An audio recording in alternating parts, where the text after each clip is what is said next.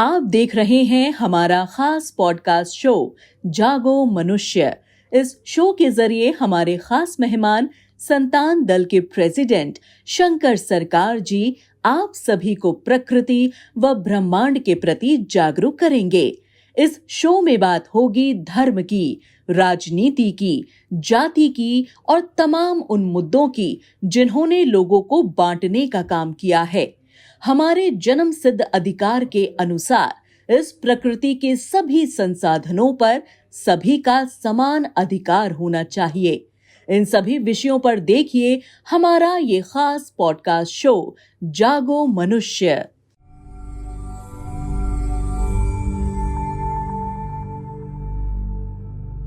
राम नारायण राम। स्वाधीनता के बाद बिधान चंद्र राय बहुत कुछ कर गए, लेकिन हिंदी भाषी लोग ने ये नहीं लिया। जवाहरलाल नेहरू ने बिधान चंद्र राय को मदद नहीं की, उल्टा ब्रिटिश के साथ मिलकर उनके हवाले सुभाष चंद्र बोस को करके स्वाधीनता लिया। लेकिन इसके बाद उनके परिवार में क्या हुआ? उनकी बेटी इंदिरा गांधी को गोली मार दी गई, उनके बेटे को भी बम से मारा गया। यह तो प्रकृति का बदला है, वो किसी को छोड़ता नहीं है। ये जो राहुल गांधी है, जो कांग्रेस नेता बनकर घूम रहा है, 70 साल तक कांग्रेस ने किसी का भला नहीं किया, किसी जाति या धर्म का भला नहीं किया, तो नेहरू के परिवार का भला कहां से होगा? राहुल जो ये बोलता है कि वो जाति गणना करेगा, उसके खुद के जाति का ठीक नहीं है। ना वो हिंदू है ना मुसलमान। उनकी मां सोनिया गांधी कौन है? इटली में जाकर देखिए, वो खुद एक एजेंट थी। तभी तो इंदिरा गांधी ने बांग्लादेश को अलग किया। बिना धर्म के राजनीति बिना नमक की सब्जी जैसे है। सब खुद एक चोर है, मैं ये जानता हूं। मैंने खुद कांग्रेस किया है और सालों पहले मैंने अपने घर से गहने लेकर दिए और मुझे ही इन लोगों ने मारने की कोशिश की जब नए लोग आए। हमें राम नारायण राम का प्रचार करने नहीं देते हैं। ठीक उसी तरह ममता बनर्जी ने इतना बुरा काम किया कि लोगों को यकीन नहीं हो रहा है। ममता की पार्टी एक पारिवारिक पार्टी बन चुकी है। वो मुसलमान विरोधी होकर पार्लियामेंट में उसने कागज फेंका था और अब वही मुसलमान का सपोर्ट लेकर गद्दी पर रहना चाहती है। ये लोग किसी से डरते नहीं।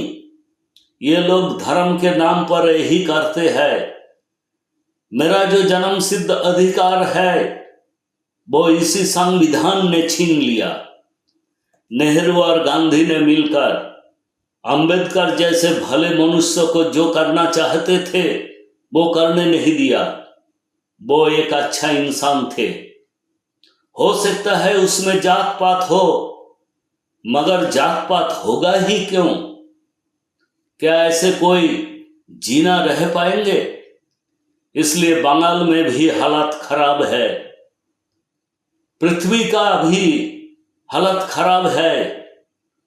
अगले 4-5 साल हम लोग देखेंगे, फिर संतान दल खुद ही मैदान पर उतरेगा। हम चाहते हैं कि राष्ट्र मालिक हो और कोई नहीं, कोई व्यक्ति मालिक नहीं होगा। हम लोग कर्म करेंगे। जिसका जो ऊर्जा है वो उसी ऊर्जा से काम करेगा। सबके लिए बराबर सर्विस होना चाहिए। मकान सबको चाहिए, मेडिकल फैसिलिटी सबके लिए होना चाहिए, एजुकेशन सबके लिए होना चाहिए, लेकिन उसमें मैन मेड नहीं, प्रकृति को लेना होगा। उसे विवेक का इतिहास होना चाहिए। जो सब धर्म की बात मानता है, क्या देश के पीएम और राज्य के सीएम को सुनाई नहीं देता है? उनको दिखाई नहीं देता है? ऐसे लोग मरने के बाद कीड़ा भी नहीं बन पाएंगे। इसलिए करोड़ों हिंदू, करोड़ों मुसलमान, करोड़ों बुद्धिस्ट, सबको एक होना होगा।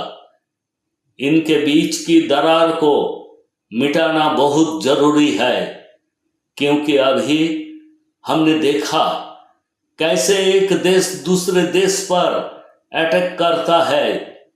इसलिए हिंदू मुस्लिम को एक होना पड़ेगा, क्योंकि सभी धर्म ऐसे बकवास है। मैन मेड धर्म कभी सही नहीं है, क्योंकि जो धर्म लेकर हम पैदा हुए, जो हमको सांस देता है, खाना देता है, क्या वो धर्म नहीं है? कितने दिन तक ऐसे काम धरती के ज्ञानी लोग करेंगे? चाहे वो कोई भी हो, सुप्रीम कोर्ट का जस्टिस किसी को फांसी नहीं देता है, ये जानते हुए कि गलत आदमी को फांसी देता है, लेकिन अपने स्वार्थ के लिए मैंने तो गलत होने दिया, तो फिर उस जस्टिस का विचार उसके मरने के बाद जरूर होगा। हम तो कहते हैं कि सबके पीछे सीबीआई लगाओ, कि इतना पैसा कहां से आया? जो टैक्स लोग देता है वही पैसा से जस्टिस, राष्ट्रपति, मिनिस्टर को फैसिलिटी मिलता है, एमएलए एमपी को तनख्वाह मिलता है। क्यों भाई? अगर राजनीति करना है तो घर का पैसा से करो ना, तुमको क्यों पैसा दूं? इसलिए जो कानून, संविधान, एडुकेशन, ये सब खत्म करके प्रकृति बेस्ड नियम लाना होगा।